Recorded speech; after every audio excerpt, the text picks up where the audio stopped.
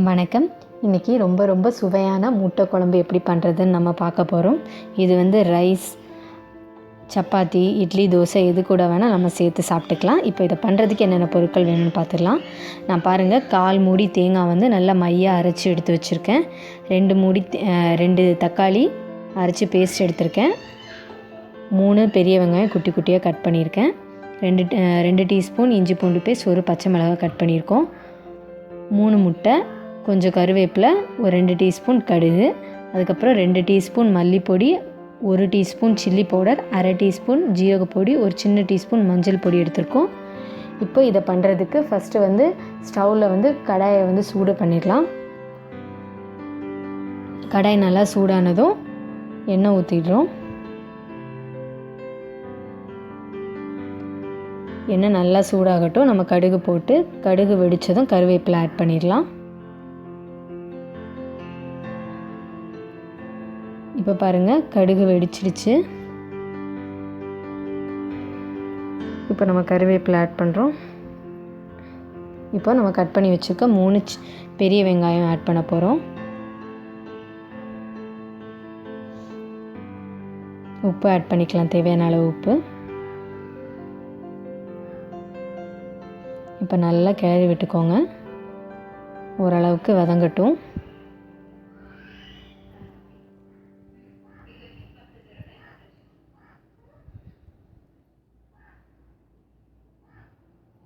இப்போ பாருங்கள், ஓரளவுக்கு வதங்கிடுச்சு. இந்த ஸ்டேஜில் நம்ம கட் பண்ணி வச்சுருக்க பச்சை மிளகாவும் 2 டீஸ்பூன் இஞ்சி பூண்டு பேஸ்ட்டும் ஆட் பண்ண போகிறோம். இதோட பச்சை வாசனை போகிற வரைக்கும் இன்னும் நல்லா வதக்கிக்கலாம்.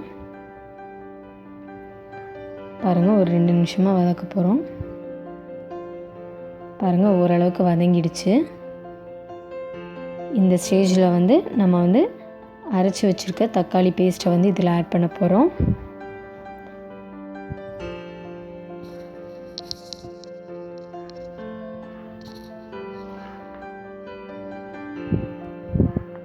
பாருங்கள், தக்காளி பேஸ்ட் ஆட் பண்ணிட்டோம். இப்போ நல்லா மிக்ஸ் பண்ணி விட்டுக்கோங்க. தக்காளி ஆட் பண்ணதுமே ஏதாச்சும் ஒரு பாத்திரம் வச்சு சிம்மில் வச்சுக்கோங்க. மூடி வச்சு தான் பண்ணணும். இப்போ பாருங்கள், உப்பு கம்மியாக இருக்குது. நான் கொஞ்சம் உப்பு ஆட் பண்ணுறேன். நல்லா கிளறி விட்டுக்கோங்க.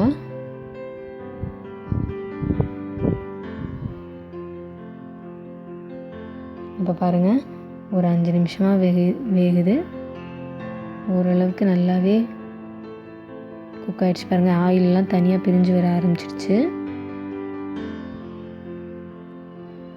இந்த ஸ்டேஜில் தான் நம்ம எடுத்து வச்சுருக்க பொடி எல்லாமே போட போகிறோம்.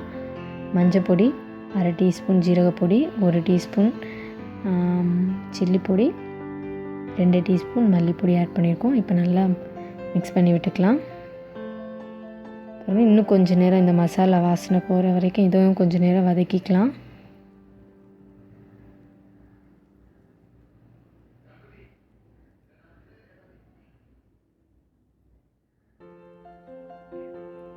பாருங்கள், நல்லா வதக்கிட்டோம்.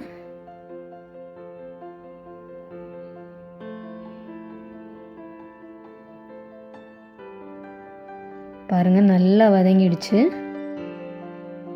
இந்த ஸ்டேஜில் நம்ம அரைச்சி வச்சுருக்க கோகனட் பேஸ்ட்டை இதில் ஆட் பண்ண போகிறோம்.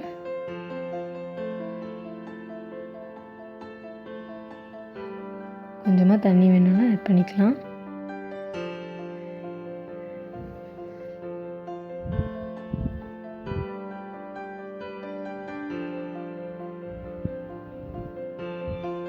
இதை நல்லா மிக்ஸ் பண்ணி விட்டுக்கோங்க.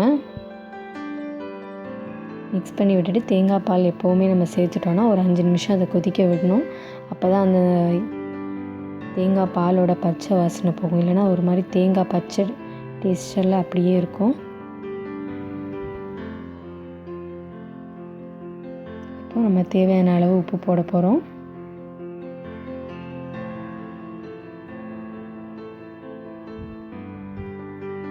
இப்போ நல்லா மிக்ஸ் பண்ணி விட்டுட்டு மூடி வச்சு கொஞ்சம் நேரம் கொதிக்க விடுங்க.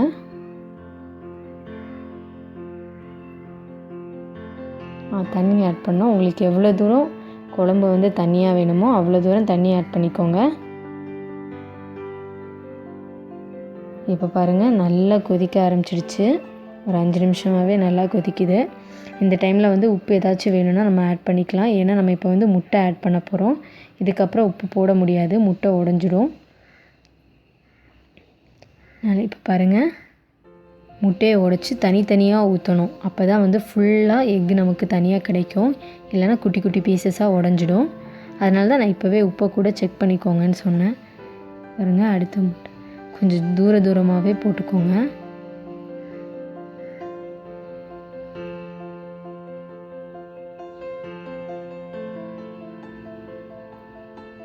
பாருங்கள், 3 முட்டை போட்டுட்டோம்.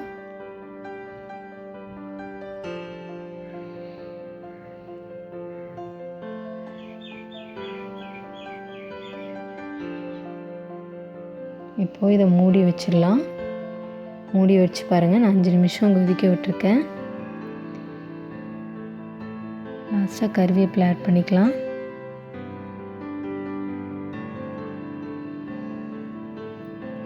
இப்போ வந்து எல்லா முட்டையுமே தனித்தனியாக இருக்கும். அதை ஒரு வாட்டி திருப்பி போட்டுக்கலாம். ஏன்னா அந்த மஞ்சக்கரு வந்து கொஞ்சம் வேகாமல் இருக்கும். அதுக்காக கொஞ்சம் திருப்பி போட்டுக்கோங்க. பாருங்கள், எல்லாமே முழுசாகவே இருக்குது.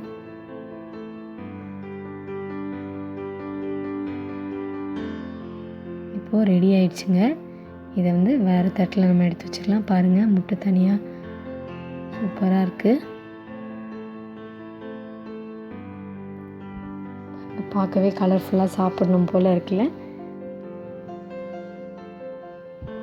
நீங்களும் இதே மாதிரி வீட்டில் செஞ்சு பார்த்துட்டு முட்டை குழம்பு எப்படி வந்துச்சுன்னு மறக்காமல் கீழே கமெண்ட் பண்ணுங்கள். நன்றி.